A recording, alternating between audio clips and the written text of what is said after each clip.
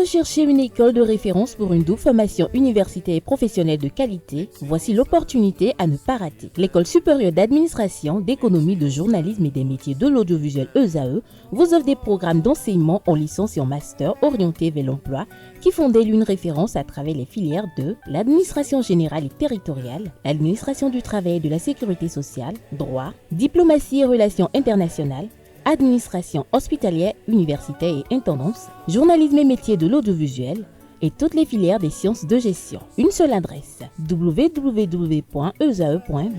Rendez-vous dès maintenant sur nos campus ESAE Bedjromende au numéro 90 93 65 21 ou au numéro 98 98 14 00. Paracourt sur le numéro 52 46 12 12. Aboumé-Calavi au numéro 52 88 44 44. Akpaka au numéro 52 88 33 33. ESAE, l'excellence a un nom. L'amour de nos jours, qu'est-ce que c'est? C'est le thème du panel de discussion de ce vendredi et pour en débattre, je suis entourée de Carles Kitome. Bonjour à vous. Bonjour Atifa Olafa. Bonjour à nouveau Francis Farami. Bonjour à nouveau Atifa. Bonjour à vous Espero Nukome. Bonjour Atifa. Pourquoi ce sourire? Non, juste comme ça. Juste comme ça.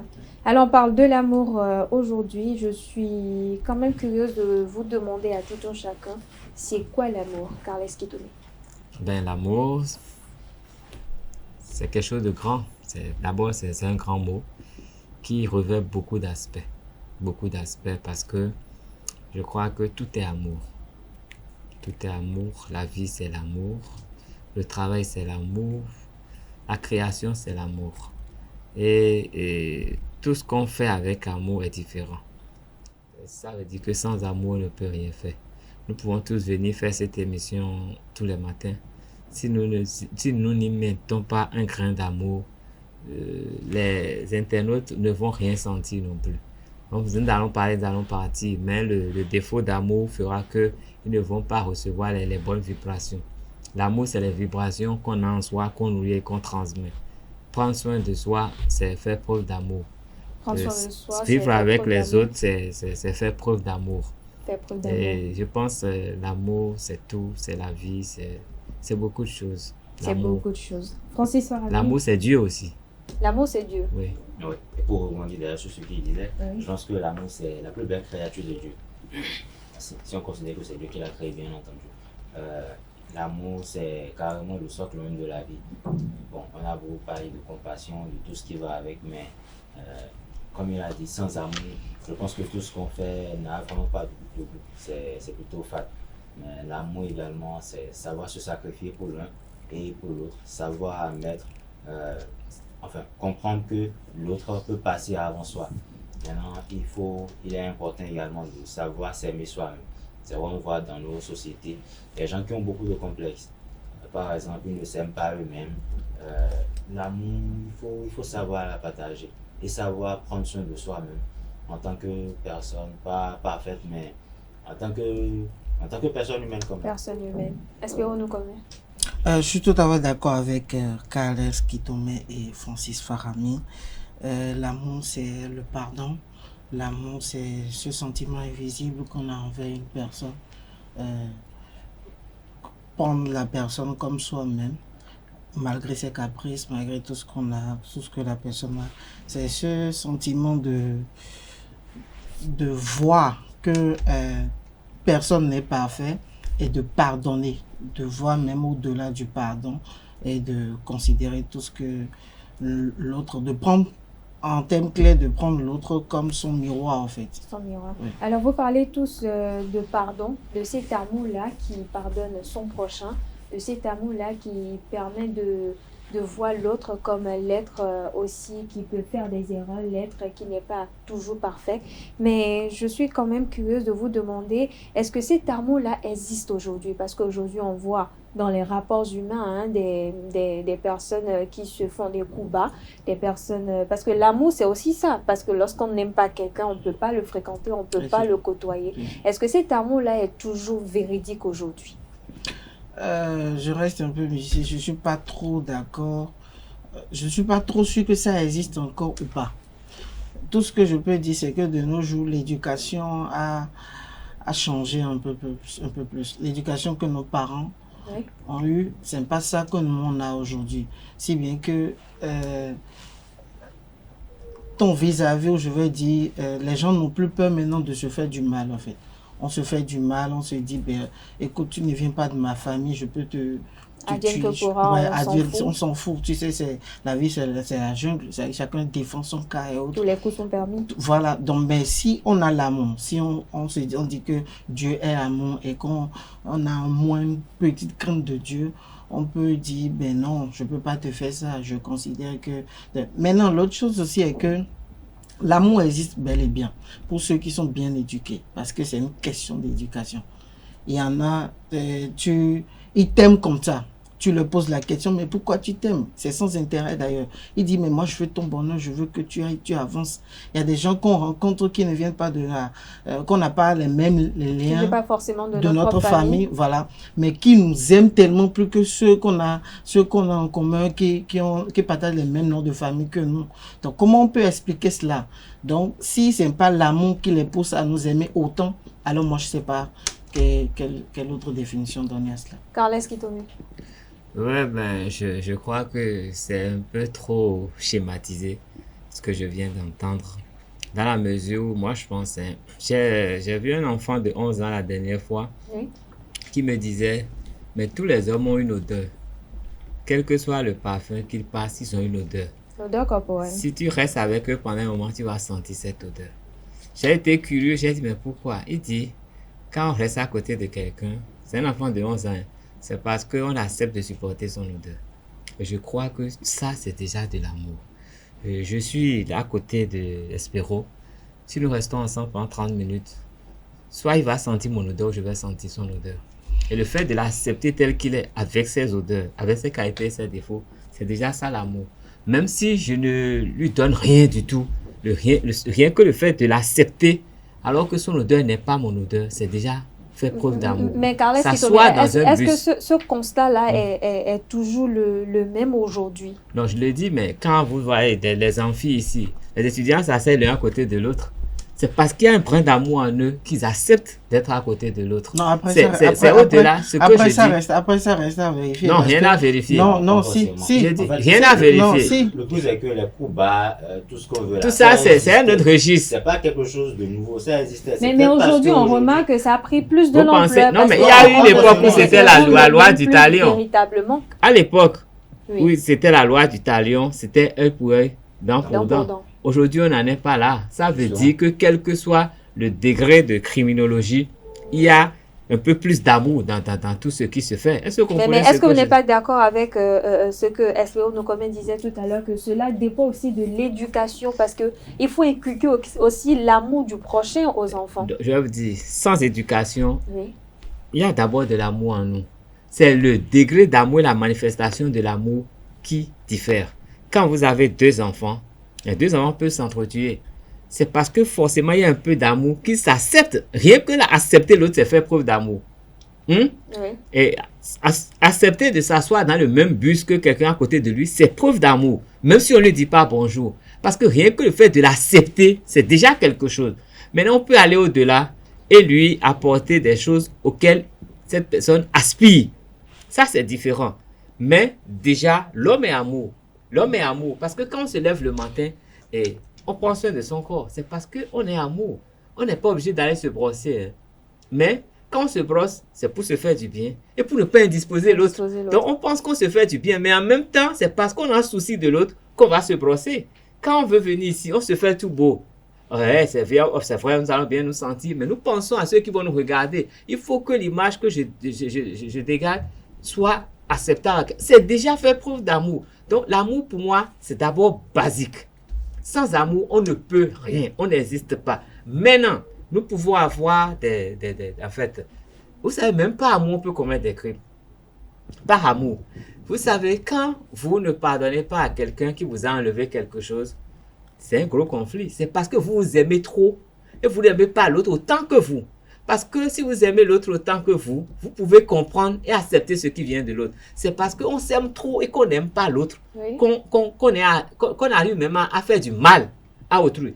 Donc, c'est un autre versant de l'amour. C'est toujours de l'amour, mais c'est mal orienté. Donc, notre éducation peut nous amener à savoir orienter notre amour, à savoir nous effacer au profit de l'autre. Parce que pour ne pas être méchant et tout, c'est savoir s'effacer. Si nous avons un conflit financier, je peux décider, bon, de ne jamais réclamer parce que je dis, bon, il a une conscience un jour, mais je peux également décider de l'entraîner au tribunal.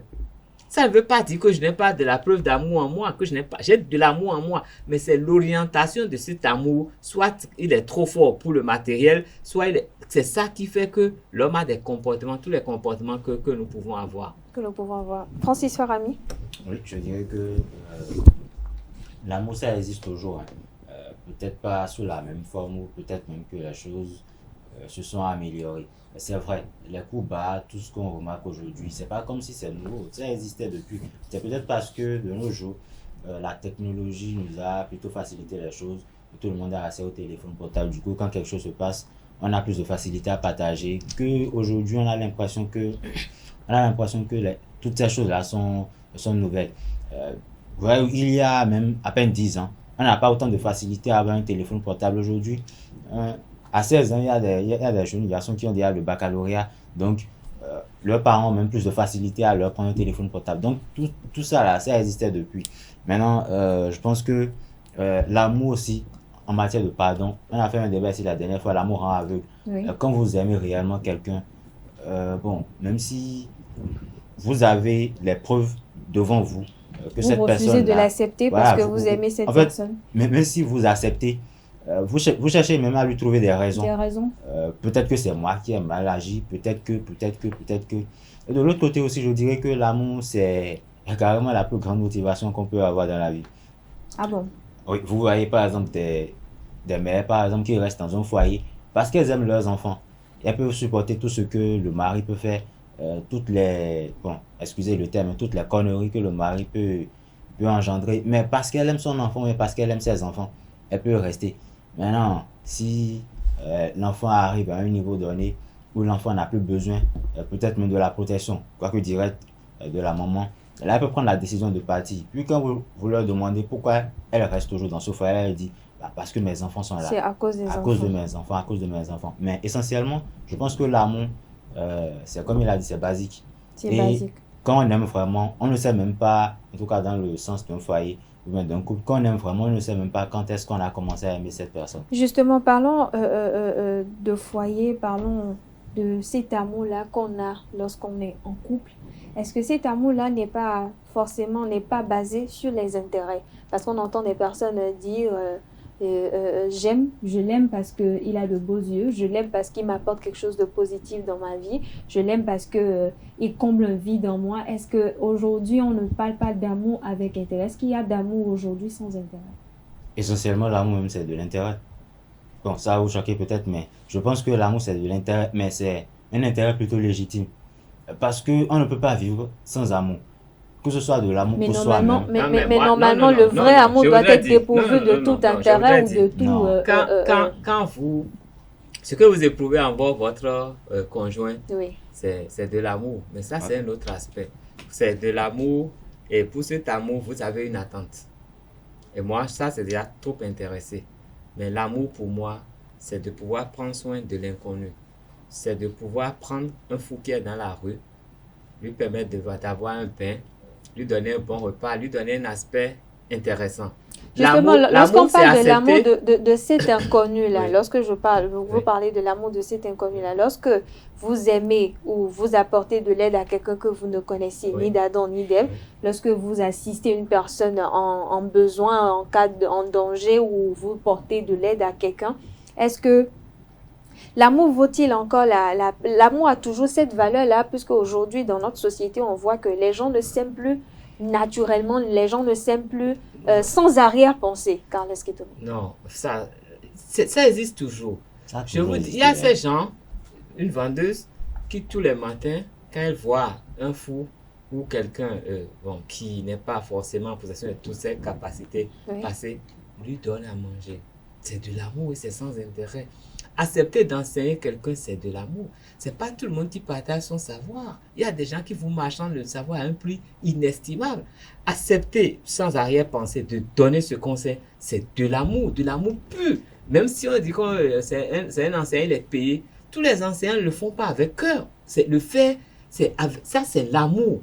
Donc l'amour est dans tout ce que nous faisons. Si vous voulez faire un bon repas là, c'est avec amour que vous le faites et vous le réussissez. Sans amour, vous ne pouvez pas le réussir. Donc si on ne peut pas me dire que l'amour n'est... Non, tout ce qu'on fait là, l'amour, et Dieu est amour. Tout est amour. Quand vous avez réussi à pardonner à quelqu'un une seule fois dans votre vie, c'est parce qu'il y a de l'amour en vous. Si vous arrivez à tolérer les autres, c'est parce qu'il y a de l'amour en vous. Si vous arrivez à passer l'éponge, c'est parce qu'il y a de l'amour en vous. Parce que sans amour, vous ne pouvez rien faire. Surtout rien de positif. Même, des fois, c'est par amour pour vous-même que vous faites le bien aux autres. Parce que vous dites, ah, je veux que Dieu me bénisse. Et pour que Dieu me bénisse, je veux bénir les autres. Vous faites du bien aux autres, c'est comme si vous manifestez de l'amour pour les autres, mais ce n'est pas toujours le cas. Des fois, c'est parce que vous vous aimez vous-même trop, que vous faites du bien aux autres en espérant un retour pour vous-même. Si vous faites un travail et vous voulez que le travail soit bien fait, plus vous mettez de l'amour dans ce travail, mieux vous le réussissez. Sans amour, vous n'allez pas le réussir. Je suppose que le cadreur qui est en face de moi, là, il veut le faire avec joie. Ça serait différent. Le jour qu'il vient et qu'il n'a pas d'amour en lui, il va bien faire son boulot, ça va être correct. Mais ce ne serait pas pareil. Donc je dis, sans l'amour, on ne peut rien faire. On ne peut rien faire. Je pense que la question de Latifa était beaucoup plus l'intérêt en fait. Et c'est de ça que je parle. Ce n'est pas qu'intérêt. Et j'ai précisé que dans le foyer, c'est beaucoup plus parce qu'on a une attente. Mais l'amour, c'est au-delà d'une attente. L'amour, c'est autre chose. Espérons-nous comment. Est-ce que vous pensez que l'amour aujourd'hui, il y a forcément de l'intérêt? On n'aime plus naturellement, on n'aime plus sans arrière-pensée. C'est deux cas. Il y en a qui aiment naturellement, il y en a qui aiment avec intérêt. De nos jours, l'intérêt est devenu beaucoup plus présent. Mais est-ce que vous êtes d'accord avec Carles Kitomé lorsqu'il dit dans un foyer ou dans un couple, l'amour qu'on voue à la personne aimée est forcément quelque chose d'intéressé. Vous attendez quelque chose en retour. Normalement, lorsque vous aimez cette personne, lorsque vous prenez quelqu'un comme votre moitié, c'est qu'il n'y a pas d'arrière-pensée, vous n'attendez rien en retour. Dit qu'on n'attend forcément rien en retour, c'est... Pour moi, je partage franchement pas vraiment la vie là. Si moi je t'aime, c'est que c'est... D'abord, c'est sur la base de quoi on s'aime d'abord. Il faut... Si par exemple je dis que vous, Atifa Alafa, je vous aime, peut-être que quand je suis en votre compagnie, je me sens bien. Peut-être rien qu'entendre votre voix, moi ça m'apaise. Vous comprenez? En toute chose, moi je pense qu'il y a de l'intérêt. Qu'on dise qu'en amour, il n'y a pas d'intérêt. Moi, j'ai discuté avec un grand frère un jour, il me disait, tous ceux qui se marient pas intérêt. On ne se marie pas parce que, bon, ouais, pourquoi parfois... Mais est-ce que cela ne dénote pas des pathologies comportementales des êtres humains aujourd'hui? Parce qu'autrefois, on n'assistait pas à ça. Autrefois, les gens s'aimaient, les gens se mariaient. Autrefois, si vous voulez vous marier, hein, si vous, par exemple, vous êtes intéressé par une fille du quartier ou autre, vous venez en parler à votre parent, ils vont faire des enquêtes dans la famille, voir si la fille vient d'une très bonne famille et autres. Si les parents ne se soucient pas de l'avenir des petits-fils ou de vous-même, votre avenir, ils n'ont pas d'intérêt à aller faire des enquêtes sur la fille. Je ne sais pas si c'est toujours d'actualité, si ça se fait toujours aujourd'hui. Mais aujourd'hui, tout mariage, je vais dire même presque, est sur intérêt. Qu'est-ce que j'y gagne en fait? Si on est ensemble, est-ce que si je me mets avec toi, est-ce que j'ai la sécurité, j'ai une certitude que un jour, si je pars, mes enfants seront en sécurité? Ça aussi, c'est de l'intérêt. Cela ne veut pas dire qu'on n'aime pas la personne. On l'aime bien. Mais il faut mettre des bases, en fait, des tirets. Dire que j'aime la personne aveuglement comme ça, de nos jours, vraiment, c'est un peu compliqué. C'est un peu compliqué. Francis Farami? Oui, je dirais que l'amour, c'est comme je disais, l'amour, c'est pas intérêt. Que ce soit, bon, c'est vrai, c'est beaucoup plus quand on est en couple ou bien dans une relation amoureuse, c'est beaucoup plus de l'intérêt. Mais l'amour, c'est peut-être un peu plus que ça, comme l'a dit Carles Kitomé. Vous voyez, par exemple, quand on a aimé une personne, c'est difficile de ne pas vraiment, enfin, d'oublier carrément cet amour-là. C'est pas pour rien que dans certaines relations amoureuses, il y a un partenaire qui refuse à l'autre d'être proche de son ex. Parce que l'amour, ça peut revenir tout de suite. Ça a beau être une relation à distance qui a plutôt mal fini. Je suis sûr que quand les deux vont se revoir à nouveau, des choses vont revenir. Et quand on a aimé une fois, c'est beaucoup plus facile d'aimer à nouveau. Donc l'amour, c'est toujours de l'intérêt. Maintenant, l'amour de manière ordinaire, c'est quelque chose de beaucoup plus... En fait, c'est même inexplicable. On ne peut même pas trouver d'explication plausible à ça parce que c'est quelque chose qui vient naturellement. Maintenant, il y a aussi le fait que dans certaines familles ou bien, enfin, dans nos sociétés, il est important pour certains parents d'apprendre à communiquer de l'amour à leurs enfants. Pour un enfant qui grandit entouré d'amour, de l'amour de ses parents, de ses frères et sœurs, il en donnera forcément. Il aura même beaucoup plus de facilité à en donner. Et quand il n'en donne pas, je pense qu'il va se sentir un peu mal à l'aise. Vous imaginez une famille où quand le père se réveille, il va chouchouter son enfant. C'est vrai, on dit souvent que ça ne se fait pas chez nous, c'est pas africain. Dans les films. Non, vous n'avez pas exemple. Ça se fait. Non, en fait, Ça se fait peut-être d'une autre manière. Vous ne savez pas de quoi je parle. De quoi je voulais parler. Moi, je connais des parents qui font un câlin à tous leurs enfants le matin au réveil. Oui, mais ce dont moi je voulais parler, par exemple, vous imaginez, dans certains films, on voit des mamans ou bien des... Enfin, c'est beaucoup plus des femmes qui le font, qui lisent des histoires à leurs enfants avant d'aller se coucher.